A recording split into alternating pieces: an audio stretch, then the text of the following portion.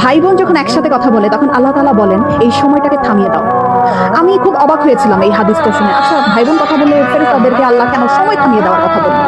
পরে যখন ডিটেল জানলাম তখন খুব কষ্ট লাগলো। ডিটেলটা ঠিক এরকম ছিল, ভাই বোনের সাথে এই পৃথিবীর পরে আর কখনোই দেখা হবে না। হাসরের ময়দানে না, আখিরাতে না, কিয়ামতের পরে না, জান্নাতে না, জাহান্নামে না, কোথাও।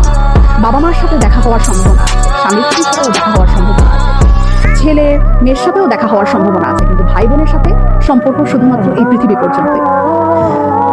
তখন এত খারাপ লাগলো ব্যাপারটা জেনে যে আমার যে বোন আছে অথবা আমার যে ভাই আছে তার সাথে আমার কখনোই দেখা হবে না এই পৃথিবীর পরে। মরে যাওয়ার পরে তার সাথে আর আমার কখনোই কথা হবে না। এত ক্ষণস্থায়ী একটা সম্পর্ক আমাদের। যারা সম্পত্তি নিয়ে ঝামেলা করে ভাই বোনের সাথে কথা বলে না, যারা অনেক ঝগড়া বিবাদের কারণে ভাই বোনদের সাথে কথা বলা বন্ধ করে দেয়, তারা না করেন না এটা ব্যাপারটা। সময়টা না খুব কম আমাদের, খুব কম। এত কম সময় নিয়ে আমরা পৃথিবীতে এসেছি এবং এই কম সময়ের মধ্যে আমরা আবার কলুষতা, আমরা আবার ঝগড়া বিবাদ এইরকম করে আমাদের এত কাছের এত আপন একটা মানুষ, একই পেটের মায়ের পেটের বোন, মায়ের পেটের ভাইয়ের সাথে কথা বলা বন্ধ করে দিলাম। এই মানুষগুলোর সাথে তো আমাদের আর পৃথিবীর করে দেখাও হবে না, কথা হবে না। কি দরকার মনে এত কষ্ট রেখে? ভুলে যাই না সব, ভুলে যাই।